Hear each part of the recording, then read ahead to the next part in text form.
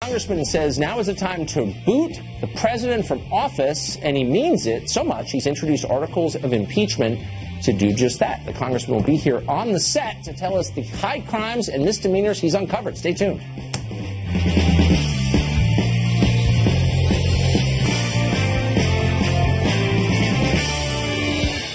Congressman Brad Sherman of California says time's up for the Trump administration. Just hours ago, the California Democrat introduced articles of impeachment against President Trump in the House.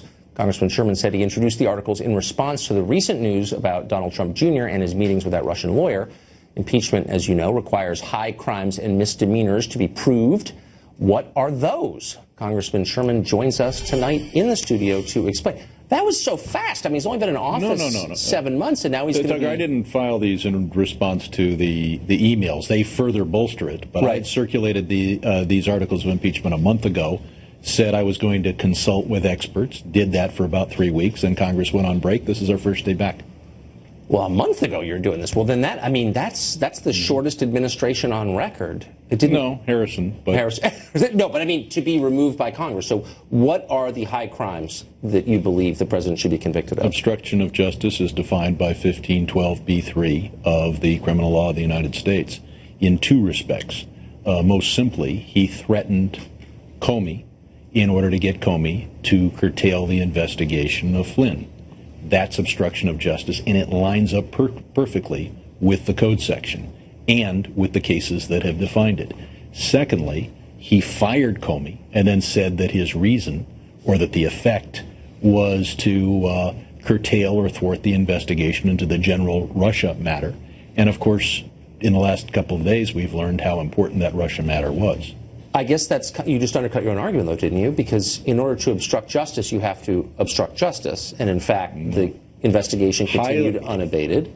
Ineffective obstruction of justice is a crime. If you threaten an FBI officer and say, you better not go forward or I'm going to do this or that, and the FBI officer just laughs it off, that's still obstruction of justice. But that's not what happened. I mean, the president didn't say, end this investigation or I'll fire you. He said, you'd like to keep your job, and I'm telling you that I want you to drop this investigation. But those two... Where did he say? I mean, I followed this kind of closely. I don't remember him tying his request to drop the investigation to Comey keeping his job. People aren't stupid.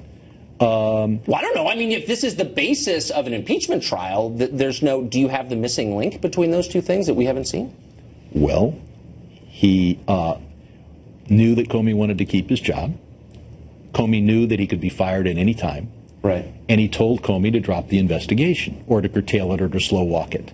Right. But he didn't actually say what you said he said. I mean, that's not I put true. Together, yes, he did say that, but he said it at two different times. I put together what he said on one occasion with what else. Even if he it's sort of a pastiche. He didn't even need to have the first conversation. When in order to protect a friend, protect himself, he instructs the FBI director to drop or curtail an investigation of a close associate like Michael Flynn. That is obstruction of justice. Okay. I mean, look, we've been through this a million times on this show, and I know your point on this, and I respectfully disagree. But I guess the larger question is, why are you doing this? Of course, he's not going to be impeached in this congressional term, knowing what we know now. So what would be the point of doing this? Well, it can have either of two effects. The hope is that it triggers an investigation, an intervention in the White House, and this is a faint hope, that his staff is finally able to say, now it's real articles, and for that and for so many other reasons, Mr. President, you've got to stop announcing reversals in foreign policy at 4 in the morning in 140 characters. You've got to stop making foreign policy in complete ignorance of the facts. Wait, so you're impeaching him so he'll stop tweeting? My hope is that we end incompetent, impulsive government. If that happens... Is this really... No, but come on. I mean, look, I'm against incompetent, impulsive government by anyone. Right. But, I mean, you're a savvy, long-serving member of Congress. If that was really your concern, why not try and help? If you impeach him... or try to impeach him, it's just going to go up the gears more. Less will get done. Fewer clear-minded decisions will be made. You know that that's true. So if your real concern is good government, this is kind of the opposite of what you'd be doing. What's needed, and look, this is unlikely to happen, But again and again, people close to Trump have tried to sit him down and tried to get him to be competent. If he's competent, then the fact that he obstructed justice will be ignored by the Republican majority, and he will not be impeached. But that's a little... I mean, you really think Trump's going to say, you know, Reince Priebus has come in and asked me not to tweet, my daughter, my son-in-law, but, whoa, Brad Sherman of Los Angeles is against it, no. So I'm stopping. No. This is one more element, and he's not going to do it for me or because I suggest it. They need to convince him that his presidency is at risk.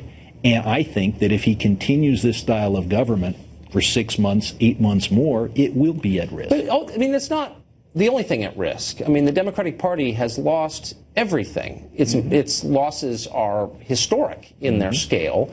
And this stuff, focusing on Trump the man, on his tweeting, on his character, you know, you may or may not have a case, but it hasn't worked for you. It's not speaking to the actual needs of voters, and that's demonstrable in election results. I want to come on your show and talk about how terrible Trump care is and how we have to preserve Obamacare, but you didn't invite me on the show to talk about that. I think that's but that's not what Democrats are spending their time doing. That's what I spend my time doing. I just don't get on your show, so it doesn't count. I snuck on your show to talk about how it's my fault that you're trying to impeach the President of the United States because I haven't asked you to come on and talk about health care? No. But if the argument is that this is distracting from the Democratic message, I'd say no, because the Democratic message doesn't get across. I would say the argument is there is no Democratic message of any kind other than Trump is bad. And that is that we need to repair Obamacare, not repeal and replace it. That is our message on health care. That is your message. All right. We'll see. You did come on to talk about it. I still don't know what that means, but it's great to see you. Good to see you. Anyway, Congressman Sherman.